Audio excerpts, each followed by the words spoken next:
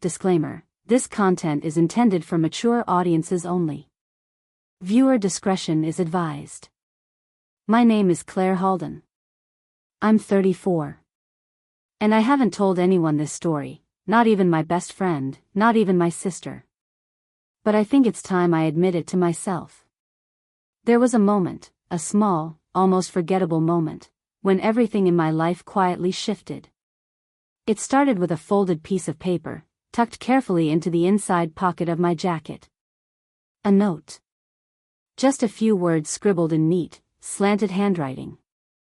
And yet it cracked something wide open in me, something I had been trying so hard to ignore. But I guess that's getting ahead of things. I've been with Aaron for 11 years. We met in a volunteer program overseas. He was charming and stubborn, always arguing with the coordinators, always staying late to help the kids clean up. I remember thinking, he's a storm. I want to be inside it. The first few years were fire. The kind of connection that felt like gravity had specifically arranged the universe to pull us into each other's orbits. We traveled. We kissed in elevators, in taxi cabs, in grocery store aisles. He used to write me poems in the middle of the night and leave them on the fridge like love notes for a version of me that lived only in his dreams. But somewhere between our third apartment and his fifth promotion, that feeling dimmed. Not all at once, not dramatically. It was more like a slow dimmer switch on a light you didn't realize was fading until you were sitting in a room that no longer felt warm. We still touched. We still had sex. But it started feeling like a routine, like ticking a box. He kissed me every morning before he left for work, but lately, those kisses felt like punctuation. Not affection. A period at the end of a sentence we weren't even writing anymore. Last week, we were lying on the couch watching a documentary. I was curled into him like always, my head on his chest, one leg draped over his thigh. And his arm was around me, yes, but it felt performative. Like he was completing a task. Like he was a wax figure of the man I used to crave. I tilted my face up, and he glanced down at me, smiled a tired smile, and kissed me on the forehead. That kiss broke my heart a little. Not because it was cold. But because I knew it was all he had to give, and I didn't want to need more than that. But I did. I don't think he noticed that I barely responded. I don't think he ever does anymore. And maybe that's what's killing me the most, not the absence of touch, but the absence of noticing. I used to think passion would die in some big explosion, cheating or screaming or doors slamming. But I've learned that sometimes, it dies in silence. In missed glances. In kisses that don't linger. In beds that feel too wide even when both people are in them. That morning, the morning of the note, I was walking through the community center after teaching an early yoga class. It was raining, and my jacket was soaked at the bottom. I almost missed it. A tiny piece of paper tucked into the inside pocket, the one I never use. I thought maybe it was a receipt or a flyer someone handed me on the way in. But when I opened it and saw those words, I remember my breath catching, the feeling of blood rushing to my ears. Not because it was romantic. Not even because it was shocking. But because it felt like someone saw me. Truly saw me. And that's when I realized, it had been so long since I felt that way. Not loved. I know Aaron loves me, in the way a person loves a favorite pair of shoes or a song that reminds them of college. But seen? No. I haven't felt seen in years. And that note, that tiny, delicate note, was the first time I'd felt awake in months. Maybe years. That was the exact moment everything changed. I didn't say anything about the note. Not that day. Not the next. I kept it folded in my nightstand drawer like a secret seed I wasn't ready to plant, something dangerous but alive. Aaron was already up when I got home. He had showered, shaved, and made his usual protein smoothie. The blender was whirring when I walked in, and he didn't hear me at first. I stood there, watching him from the hallway, shirtless, strong, deliberate. He was always like that. Steady. Predictable. He turned and smiled. "Hey, babe." I smiled back and kissed his cheek. Morning. We looked like a couple. We sounded like a couple. But something between us felt like a dress that didn't fit anymore, still hanging in the closet, out of loyalty. Aaron is an ER nurse. He works long shifts, sees things I couldn't stomach. Sometimes he comes home and collapses into me, looking for comfort, release, touch. And I give it. I always have. But lately, it feels like he doesn't want me. He wants a harbor. A relief from noise. And I want something else. That morning, I leaned against the counter and watched him scroll through his phone while drinking his smoothie. I wanted to ask him what he saw when he looked at me. I wanted to ask, "Do you still dream of me? Or just with me?" But instead I said, "You're working late again tonight?" He nodded, still looking at his screen. "Yeah. Double shift. We're short again." Of course. Always short. Always someone else who needs him more. "You okay?" he asked, glancing up finally. I nodded too quickly. "Just tired." That night, I made dinner, veggie stir-fry with soba noodles, his favorite. He texted halfway through chopping the carrots, "Emergency surgery.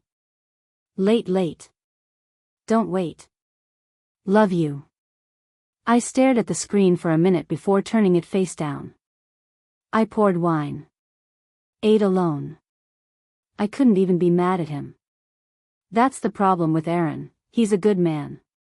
A man who saves people. A man who carries too much. And I've always admired that about him. But somewhere along the way, I stopped being one of the things he carried. The next morning, I woke up to his hands on me. He was spooning me, kissing my neck softly, pulling me back against him. There was heat in it, urgency.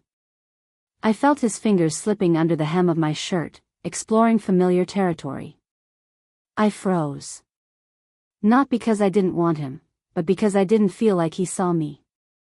He hadn't asked how I was. He hadn't noticed the tension in my shoulders, the way I curled away in my sleep, the way my eyes darted when he touched me now. His love had become something physical, practical. He brought me takeout, rubbed my back, fixed the broken drawer. He touched me like I was a routine. A body. But not a heart. I turned over and looked at him. "Aaron, wait." He blinked, confused. "What's wrong?" I struggled for the words. "Can we talk for a second first?" He let out a soft laugh, still half asleep. "Talk? Now?" I pulled the sheet up over my chest. I don't feel connected. I feel like we're touching, but not together. Do you get what I mean? He propped himself on his elbow, his smile fading. "Claire, we haven't seen each other in days. I miss you." "I'm trying." "I know," I said. "That's not the point." He looked frustrated. "Then what is the point?" I didn't have an answer. Or maybe I had too many. I wanted to tell him I needed to be heard before being held. That I wanted emotional oxygen before physical closeness. That I didn't want to be just a body next to him. I wanted to be his person again. But instead, I said, "I don't know. Maybe it's just me." He kissed my forehead and rolled out of bed, already late. "We'll talk tonight," he said, pulling on his scrubs. But I knew we wouldn't. We never did. And that note, still folded, still hidden, started to feel like a doorway I hadn't dared open. Yet that it's strange how you can lie next to someone you've loved for a decade and feel like your body is rejecting them. Like skin has memory, and mine remembers something that no longer matches what's in front of me. Aaron had the weekend off, a rare luxury. We used to plan getaways on his off days, even if it was just to a cheap cabin with bad Wi-Fi. This time, he suggested a quiet weekend at home. Just us. No distractions.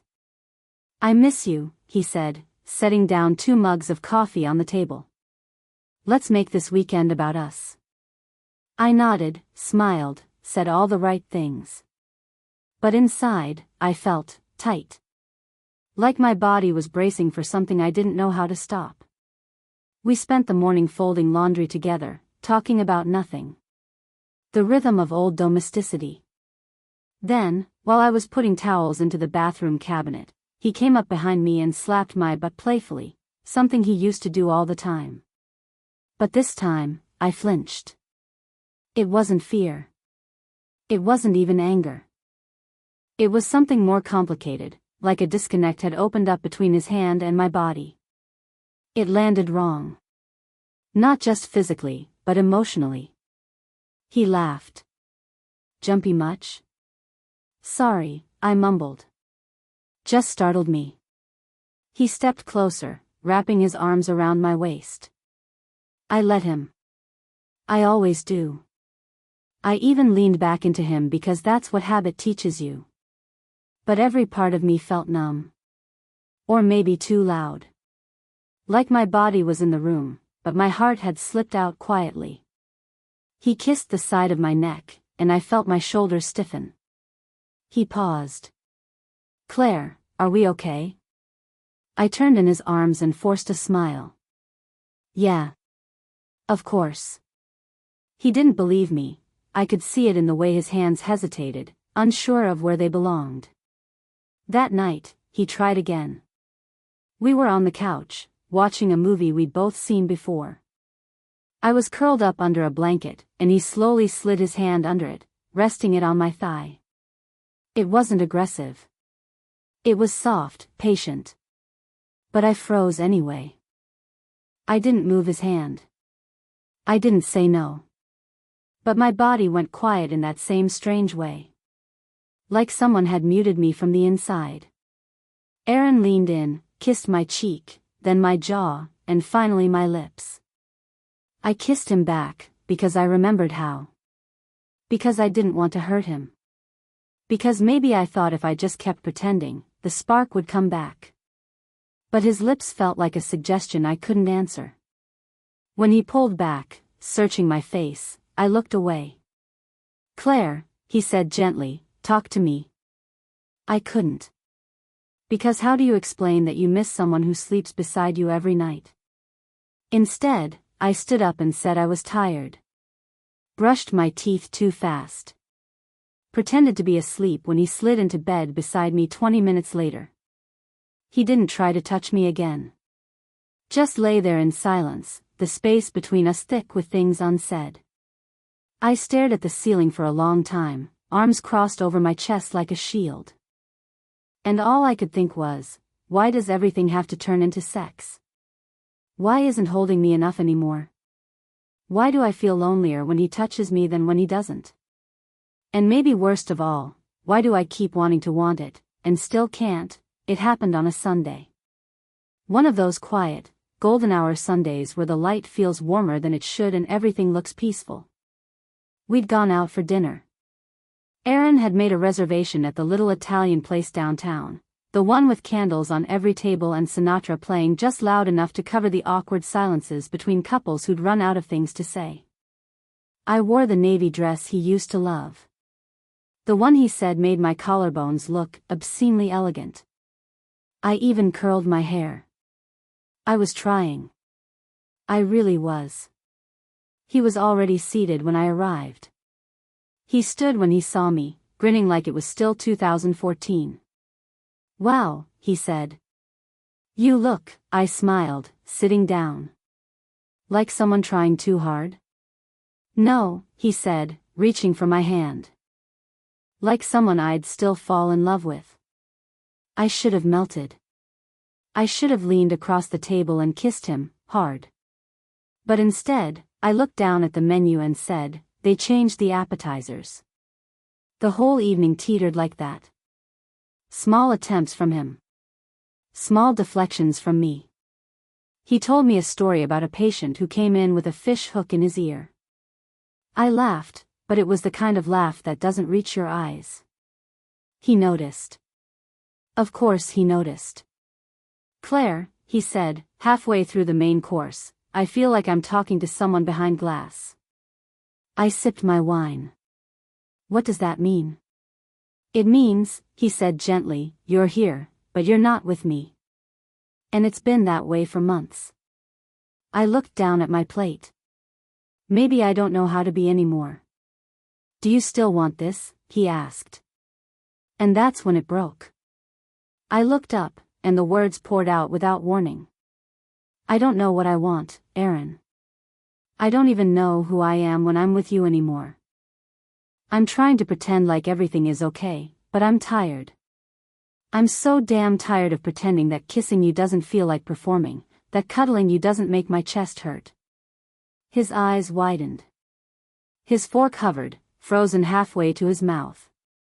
"I want to feel seen," I said, my voice rising. "I want to feel like more than just your partner in logistics. I want to be touched without it leading to sex. I want to cry without being told I'm tired. I want you to ask what's wrong, not just fix things." The table had gone quiet. People were looking. I felt the hot press of tears under my eyes, but I couldn't stop. "I got a note last week," I blurted. He blinked. "A what?" "A note," I repeated, quieter now. "It was in my jacket. I don't even know who left it. It was just a few words. But it made me feel something I haven't felt in years." "What did it say?" he asked, his voice low, cautious. "It said," I swallowed, "you looked sad today. But beautiful still." Aaron sat back, stunned. His face was a storm I couldn't read, part anger, part heartbreak, part disbelief. "You're telling me this now," he said, barely above a whisper. "I didn't plan to," I admitted. "I didn't know what to do with it. It's not about the note. It's what it woke up in me. It made me realize how invisible I feel. How invisible I've felt for a long time." He looked away, jaw clenched, eyes shining. "So someone else sees you now?" "No," I said quietly. "I see me now. That's what scares me." We didn't say much after that.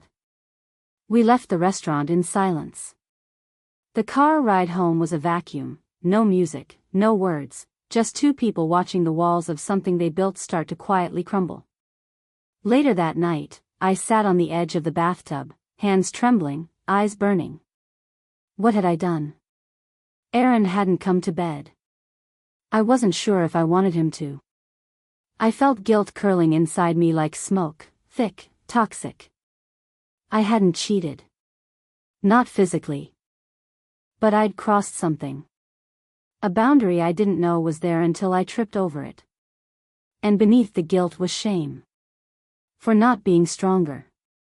For not speaking sooner. For needing something so desperately and not knowing how to name it. For hurting the man who had only ever tried, even if he didn't always know how. A week passed. Then two. And the silence between us settled like dust, quiet, thick, impossible to clean out completely. We still lived in the same space. Still slept in the same bed. But everything between us had lost its rhythm. Our routines became careful choreography. I cooked, he cleaned. I folded laundry, he watered the plants. We were two adults coexisting with precision, not love. Aaron didn't touch me. Not out of spite. It was more like restraint. He moved through the apartment slowly now, like someone trying not to disturb a sleeping animal. His voice was soft, his sentences clipped. I missed him. God, I missed him.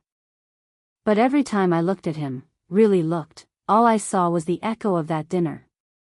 His wounded face. His retreat. And I didn't know how to cross back over the line I'd drawn. One morning, I watched him from the hallway. He was packing his lunch for work. Peanut butter sandwich, apple slices, protein bar, exactly the same routine he'd had since the first year we moved in together. He hummed quietly to himself, but there was no warmth in it. Just habit. When he noticed me, he offered a small, tired smile. "Hey." "Hey," I said. I waited for something else, a joke, a question, a kiss. But he zipped up his bag and grabbed his keys. "I'll be late," he said. "Don't wait up." And just like that, he was gone. That's how it had been for days. We talked like coworkers. Looked at each other like ghosts. I wanted to scream, to shake him, to say please, just look at me the way you used to. But I didn't. Because I wasn't sure I deserved it anymore. One night, I sat on the couch scrolling through old photos on my phone, vacations, birthdays, blurry selfies in bad lighting, and I found one of us in the middle of laughing. His arm was around my shoulders, and I had this look in my eyes like I was completely his. When did that version of me disappear? I put the phone down and cried. Quietly, into the couch cushion, like I was afraid the walls would overhear. Aaron came home late that night. I heard him moving around the kitchen, opening the fridge, sighing. Then the sound of the bathroom door closing. Water running. He never came into the bedroom. I lay there in the dark, heart heavy, staring at the ceiling. I didn't hate him. I never had. I hated that we'd gotten here without either of us knowing how. And I realized something I hadn't before. He was hurting too. He wasn't cruel or cold. He was confused. He'd been loving me the way he knew how, through action, through touch, through showing up. And I hadn't told him it wasn't enough until it was too late. I'd left him out of my loneliness. I'd buried it like a quiet seed, and now I was angry that it had grown. That night, I sat at the kitchen table and stared at a blank sheet of paper.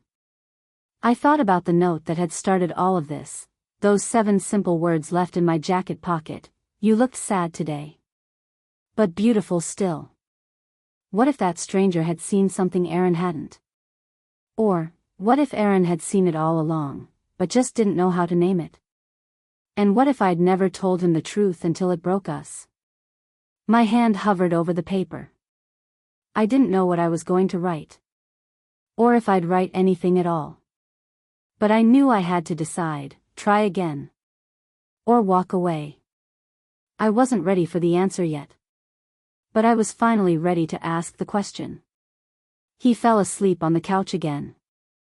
I stood in the doorway, watching the rise and fall of his chest. The TV still hummed in the background, playing something neither of us had been watching. His arm dangled off the side of the couch, his fingers twitching slightly, like they were searching for something even in sleep. I don't know what moved me, maybe grief, maybe love, but I walked over and gently pulled the blanket over him. My fingers brushed his shoulder. He stirred. His eyes opened. Bleary. Tired. I wasn't sleeping, he murmured. I sat on the edge of the couch, not quite touching him. I know. He shifted upright slowly, rubbing his face. Couldn't do the bed tonight. I get it. There was a long silence. Then I said it. Soft, fragile, I don't want to keep hurting you. He looked at me then. Really looked. You're not. But I did. He nodded, slowly. Yeah. You did. I swallowed. I didn't mean to, I know, he said. But it still happened. His voice wasn't angry. Just honest. Worn. I stared down at my hands. I'd been so wrapped up in what I was missing that I didn't see what you were trying to give. And I didn't listen when you needed something different, he said. The silence that followed felt like a breath being held between us. And then, finally, it exhaled. I don't know if we can go back, I said. To how it was. I don't want to go back, he replied. I want something better. Or nothing at all. That line could have cracked me open a week ago. But tonight, I just nodded. We sat there for a while, both of us leaning back, legs touching slightly. And then he reached out, just a simple gesture, and placed his hand over mine. It was the first time in weeks we'd touched without tension. I didn't cry. I didn't flinch. I just closed my eyes and let myself feel it, warm, real, imperfect. Maybe this wasn't a dramatic reconciliation. There were no big speeches or sweeping kisses. No music swelling in the background. Just two people sitting in the middle of what they'd broken, deciding, in quiet agreement, to try. Not because it was easy. But because it mattered. He squeezed my hand gently. And for the first time in a long time, I squeezed back. My name is Claire. I'm 34 years old. And a stranger's note, 7 small words tucked into the lining of my winter jacket, cracked open everything I thought I knew about love. You looked sad today. But beautiful still. That was it. No name. No explanation. Just a moment of observation so precise, so tender, that I couldn't ignore it. Someone saw me. Really saw me. Not as a wife, or a coworker, or a woman checking her reflection in a subway window, but as a person whose sadness was worth noticing. That note wasn't a doorway into someone else. It was a mirror back into myself. For months, maybe years, I'd been drifting. Aaron and I built a life together that looked beautiful on paper. And for a while, it felt that way too. We had inside jokes. Shared playlists. Long, sleepy Sunday mornings with pancakes and slow kisses. But somewhere along the line, intimacy became habit. Kisses became signals. Touch became expectation. And love? Love became a language we both forgot how to speak fluently. What no one tells you is that you can deeply care for someone and still feel lonely beside them. You can miss them even as they sit right next to you. And when that loneliness goes unspoken long enough, it becomes resentment. It festers. It poisons even the softest gestures. I spent so long pretending I was fine. Smiling at the right times. Letting him hold me even when I felt hollow. Laughing at stories I'd heard 100 times before because that's what love was supposed to look like, right? I didn't know how to say, I need more than this. I didn't even know what more looked like. Until a stranger, someone who expected nothing of me, offered a line of kindness without any weight attached to it. And it shattered me. It made me realize I'd been waiting for Aaron to notice my unhappiness instead of being brave enough to show it. We had a long, hard talk after that. Or maybe it wasn't long. Maybe it just felt that way because it was the first time in months we'd spoken with our hearts wide open. He didn't yell. He didn't leave. He hurt. Quietly. And honestly. And I saw him for the first time too, not as the man I'd wanted him to be, but as the man he was, someone doing his best in a language he'd never been taught. Someone who loved through presence and action, not words and emotional nuance. Someone who had been reaching for me in the only way he knew how. We're still together. But not in the way we used to be. We sleep in the same bed, but we ask more questions now. We take more pauses. When he reaches for me, I ask myself, do I want to be touched right now? And when the answer is yes, it's a yes. Not an obligation. Sometimes we still get it wrong. Sometimes we miss each other by inches. But we're learning to say what we mean before silence does it for us. And I'm learning, slowly, that desire isn't just physical. It's about feeling wanted for your mind, your moods, your quiet moments. It's about feeling like someone is paying attention when you're not trying to be seen.